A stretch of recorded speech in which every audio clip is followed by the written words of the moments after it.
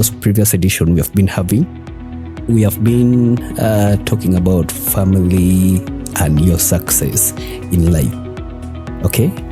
Family aspect and your success in life. We have discovered lots of things. Recently, we discovered how our inherited gene, something that we have inherited for the 4 generations behind us, may a little bit limit us for success or can increase our chances of getting successful in whatever we want to do in life. Whether it is in sports, whether it is in business career, whether it is in job arena, whether it is in every aspect, whether politics or anything, that gene that you've inherited, it's called the traits inside you.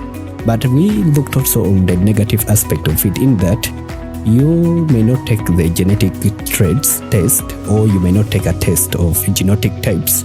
But the truth is that the epigenetic, those are not terminologies of science. It's what we are talking about, and we spoke about it in the last week's edition. There are certain things that could lie inside your gene, and when you just make an attempt of doing it, will either raise up and continue more, or the negative aspect of it could be that there's that gene in you that you have inherited from your parents' parents, and the moment you do a mistake to do the things they do and they don't, you change your life immediately. Oh, that's something interrupts your life. I'm talking about of the bad manners, the polygamous history, the alcoholism, the smoking, those kind of, lifestyles that are not good and proper, that is not proper. But you could be from a family which had history of that. And the moment you make an attempt, let's take an example of a polygamous kind of history.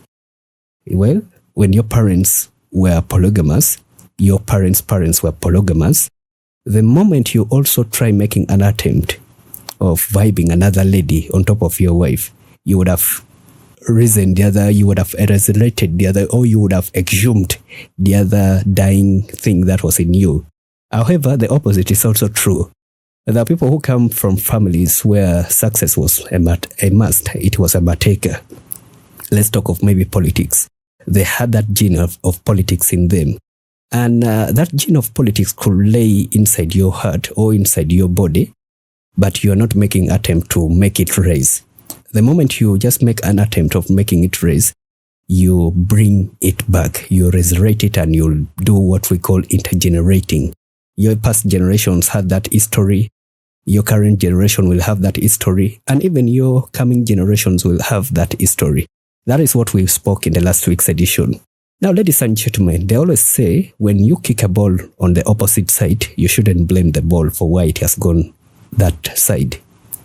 I normally see footballers. I'm not a fan of football, but I've normally seen matches where players will be complaining why the ref has done this and done that, or maybe the person could have kicked the ball the other side of the goal and will be blaming the others or the other fellow players for why the ball has gone that side. Not knowing that it was you who kicked the ball that side. You shouldn't blame the ball for why it has gone that side. That you should blame yourself for why you've kicked the ball that side. And in today's edition, we are going to sum it up about the family issues by making a keen reflection on what we call our main aim. It's to find out how your peers, how your families, and how your neighborhood can inspire you for success or demoralize you for success.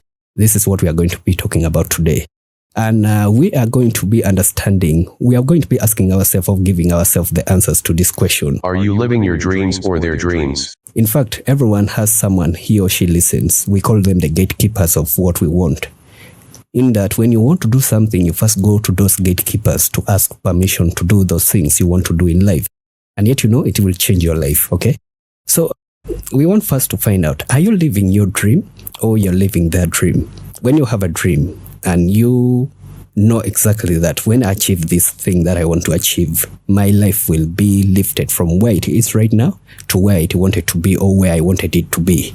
But because you are limited to people's opinion, your parents' opinion, your peers' opinion and the opinion from the neighborhood. It makes you not to go for that. And you will not now be living that dream in you, but you will be living the dream that is in them. That's why our question this morning is that, are you living your dream or you're living their dream?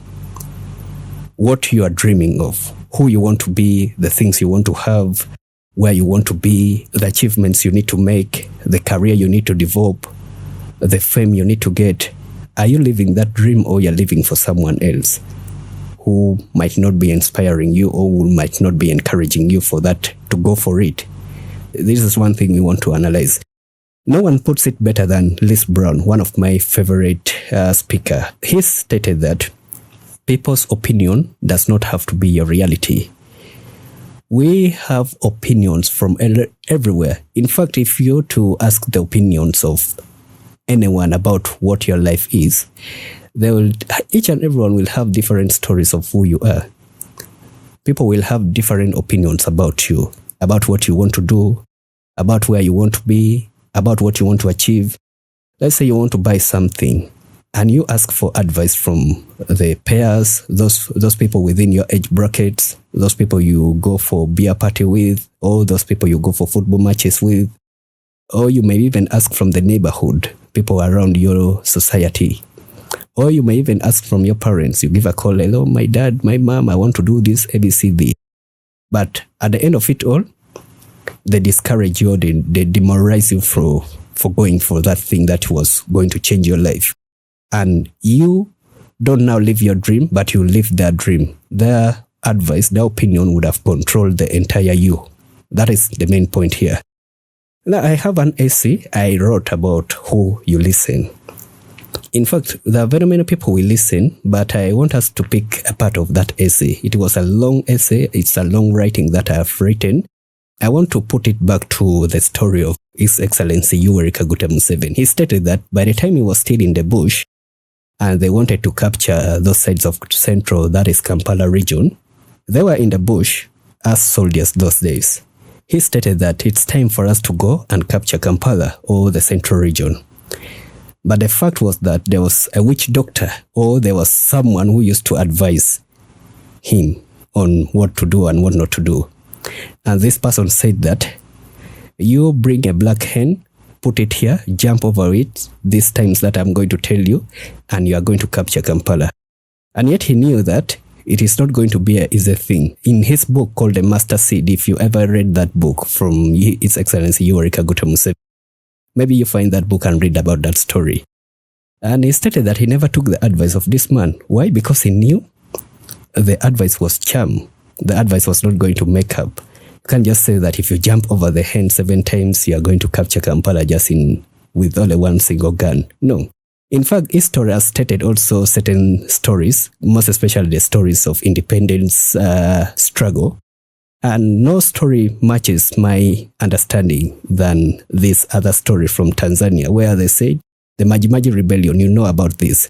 The man who was leading it said that let's go and bathe with millet with the water from this river. After we shall the bullets that the whites are going to shoot us with will not do anything on us. But guess what happened? They did it. How many died? Thousands. Why? Because of who they listened. I'm just giving you examples of the people who listened to other people and they end up just maybe not making anything in life. Now, why do we listen to certain people? We listen to people because we feel like the titles they own, the experience they have, and the exposure they've gotten, the success they've accumulated, we listen to them because they're specialists in certain things. It's like when a doctor tells you that do this and do that, you listen exactly to what the doctor's told you. Why? Because you think of him as a specialist in that. And you listen to him just because of that title of a specialist in it. But when it comes to success, when it comes to picking yourself from where you are to where you want to be, it is not about everyone that you need to listen. You need to listen to your heart. Because if you allow other people's opinion to define who you are or who you will be, you'll use them as just your yardstick. You'll use them as an example for holding you back. But the moment you realize that this is one thing I need to do, the moment you realize that this is what I want in life, you will get to do whatever you wanted. And you'll never be limited. You'll go for your dream. You'll live your dream, not their dream. Because people's opinion does not have to be your reality. The people you are sharing your vision with do not see it for you. But you're the one who sees it for yourself. You're the one who knows that I will have a reward like this. It will change my life like this. But the one that is stopping you from doing that does not have an opinion, does not have that kind of imagination for you. So if you use them to imagine for you what must be for your life, then you're going to be living their dream, not your dream. That is the opposite of everything. But the moment you pick yourself and decide that I'm going to execute this, I want to do this for my life, no matter whether you're being stopped by a parent, by the people of your age category, by the people within your community, you will go for it because it's only you who knows the reward that you are going to get. For them, they have their own agendas of life, but you are creating your agenda of life. Maybe for them, they've already created their agenda of life. You may not be knowing their agenda for your life. Some of them stops you to go for what you want because they're having an agenda for you. They want to keep you within the same level. You may not know their intention. Now, I'm not trying to say that you shouldn't listen to people. Listen to them. But Jim Rohn stated that make sure your action is a conclusion of everything you've heard from people. Make sure what you're going to do next is a conclusion of what you've heard from other people. Person A will tell you this, person B will tell you this, person C will tell you this, the other one will tell you that. But make sure at the end of it all, the next decision you're going to make, what you're going to do, should be a product or a conclusion of your own, not the real type of advice they gave you, but make a conclusion, analyze. Don't be instructed, be a student. Learn, know from them, weigh out, analyze, weigh and find out how you can maneuver it. Those advices may be good for you, but it may not define everything about you. So you need to play your own role. That is it for the elevator. We shall be getting back with another edition in the next week's programming. The next week, I'm very excited to inform you that we are going to start another series, still within the Limitless series, and we shall be talking about how you can now pick yourself step by step. We are going to be telling you that, and that will start from stories of journeys, what you need, what you don't need, what you need to incorporate, the do's and don'ts. I have a full package of that. It's all about mobility. Mobility is a terminology used to move to the next step, from this ladder to the next ladder to the next ladder. It's like when you just join a work, you join as a worker. Later you become a supervisor of someone also, and later you get a position. Later at that same workplace, you also become again the CEO. So we are going to be talking about those steps one by one. And I'll be glad to let you know that the feedbacks we have gotten from this program here will inspire the many of you. And it's a very good feedback. You know, it tells something. It doesn't tell everything when you appreciate it, okay? It doesn't tell everything, but when someone testify and say, yeah, this word helped me, like, you know that you're doing that work and you're impacting people. You're not just living, but you're impacting. Many of the feedbacks are yet to come, and I've already gotten about 5 feedbacks about this program. So you could be also the next person to testify about it. And I wish you the best in the journey of changing your life. The elevator, it's meant to lift you from where you are to where you want to be. If you see it, go for it. Don't be limited by people's opinion.